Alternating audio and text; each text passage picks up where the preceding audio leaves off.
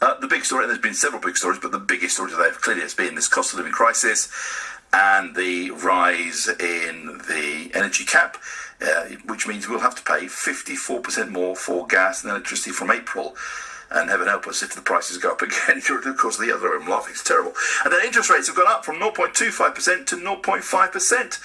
Variable rate mortgages will see a rise of roughly £12 per month for every £100,000 of your mortgage. No change for anyone on a fixed mortgage, but interest rates going up is not a good sign. Or is it? Let's talk to financial expert extraordinaire, Jonathan Davis. Jonathan, very good afternoon to you. Hello, Roberto. I hope we find you well, Jonathan. Borrowing at the highest level since the end of World War II, interest rates up, inflation up, high energy prices for all. I mean, what have we got to look forward to here? A generation, in other words, 20 or 30 years of rising and rising costs of living and of doing business. Economic stagnation. And the bottom 95% of the population will be hurt increasingly economically. So they better start doing something about it, these individuals, because there's no way on earth that the state is going to help them. Well, the state has stepped in today, £9 billion. We're all getting, even you're getting 350 quid this year from Rishi Sunak. I well remember last March, you and I spoke live about the budget from Mr. Sunak, who you mentioned there. And I got the feeling that you were really excited about his budget. He was going to invest left, right and centre, and everything was going to be rosy forevermore. I'm not, hang on. Jonathan, I'm not sure I'm ever that excited, to be honest with you. Well, I've got the piece. It's on my website. You can listen to it.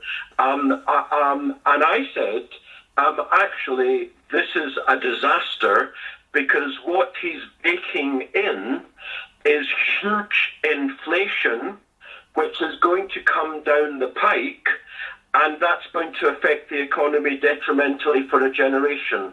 Well, we've only started that, because there's another 20 or 30 years to go.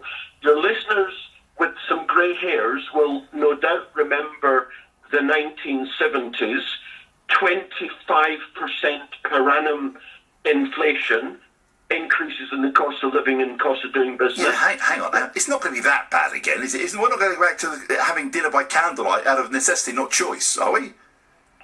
The reason why we had dinner by candlelight is because when inflation was in excess of 20% a year, the various power workers, electricity, coal, gas, transportation, etc., they were offered yet again, for year after year, they were offered below inflation increases in their pay.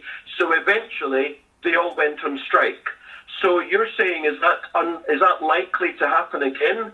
Well, as far as I'm concerned, in 10 plus years, we will see the vast majority of this population having severely reduced their standards of living because their incomes and wealth will not keep up with the rising inflation.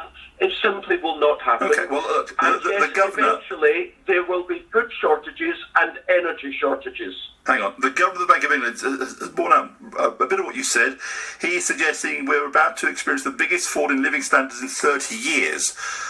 This sounds really grim. Look, you said that the people who are struggling most better get used to it and do something about it. Well, what can you do, Jonathan, if you can't make ends meet? Well, look, I'm not a magician. What I and my clients are doing is, because you can't suddenly turn on the tap of raising your income 25%, some people can, but not many, and because you cannot get reductions in your costs of 25%, it's just not going to happen. The only thing that I can think of people, real, honest, normal people doing is investing within your ISAs, within your pensions, in assets will actually do well in high inflation. So look, for example, if the oil price is soaring, which it is, and energy costs are soaring, doesn't it seem logical people should be investing more in oil and gas companies, for example? But you've got to have money to invest, haven't you? The problem is most people are just struck. There's a whole swathe of people, Jonathan, seriously, who are really are in a lot of pain. Come on, we've had years of this building. I've been talking about it building for years. Individuals who have got a little bit of savings or a lot of savings, if they want to preserve their standard of living, if they can't reduce their costs, which they can't, and they can't increase their incomes, which they probably can't, then the only thing they can do is increase their wealth. And they do that by investing in the right places. And the people who haven't got anything, they will largely be looked after by the state, but it's the middle class who are going to be hammered for a generation by the politicians and the central bank. Is there anything else, Rishi Sunak, could he go back to the Treasury and get some more money printed up? That's not the solution. The solution, and this has been building for 10 years, they've stopped people finding oil in North Sea. They've stopped people getting gas from the mainland of the United Kingdom.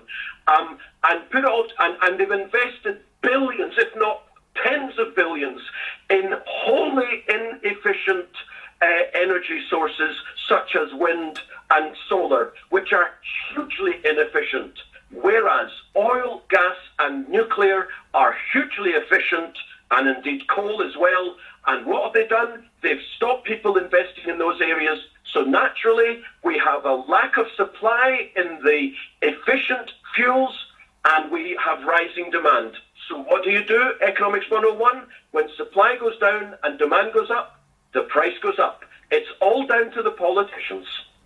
Jonathan, thank you. Financial expert from Hertfordshire, Jonathan Davis. Thank you, Jonathan. I think we'll end the program. It's been such a busy programme. Thank you for all the comments. I'm going to go and have a cup of tea and a little